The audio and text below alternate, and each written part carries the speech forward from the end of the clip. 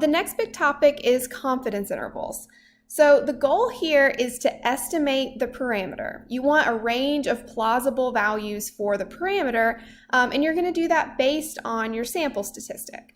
So basically you take your sample statistic and then you do plus or minus the critical value times the standard error.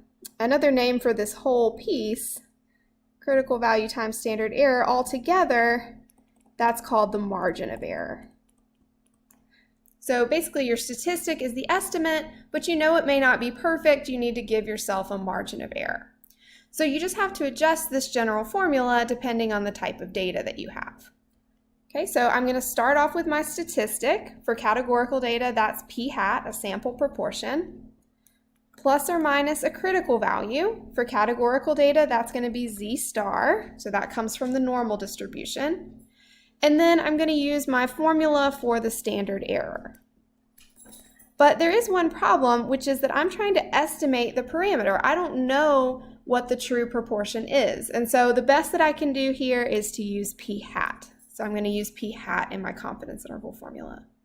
Okay, I can do something similar for quantitative data. I start with the sample mean, that's my best guess for the population mean, plus or minus the critical value, that's going to be t star when you're talking about quantitative data, times the standard error. So just plugging in that standard error formula.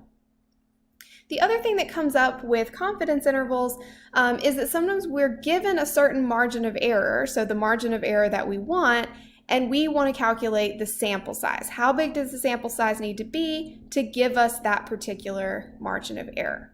Okay, so these formulas, because they're about sample size, are going to say n equals on your reference sheet. That's what we're trying to estimate. There's a couple things to know here.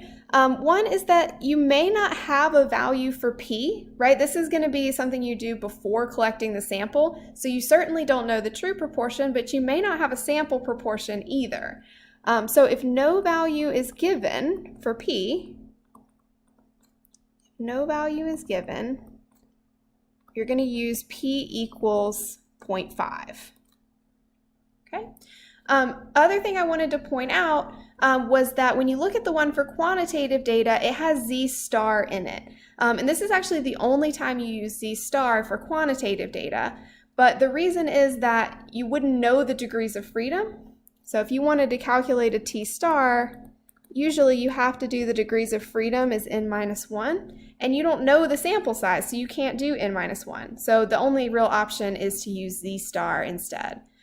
In this one, it does have the sample standard deviation in there. They would have to give you an estimate for what that standard deviation would be. So as the sample size increases, the confidence interval gets narrower, and that's going to be a result of the smaller standard error.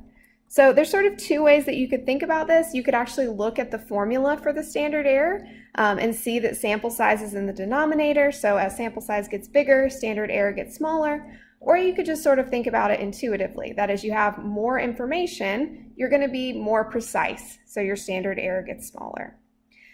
We also looked at what happens as the confidence level increases. So as the confidence level increases, the interval actually gets wider. So this can be a little bit counterintuitive. This is related to the critical value. So the critical value tells you how many standard errors you want to go out on each side. And if you want to be more confident, you need to give yourself a wider margin of error. So basically, if you give yourself more space, you're more likely to capture the true parameter in. So we can always interpret confidence intervals with this general form. We're blank % confident that the interval from blank to blank captures, and then the thing you're trying to capture is always the parameter in context. So that's the true population value that we're trying to estimate. Remember, parameter is a population value. So there's a couple main things that we want to avoid.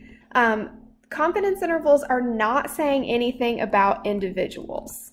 Confidence intervals are also not about sample statistics.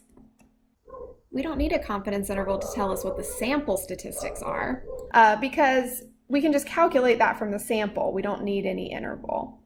And then last, confidence intervals never imply that the parameter is changing. So there's only one population proportion. It's not changing throughout the study or from sample to sample. Never implies that the parameter is changing that range.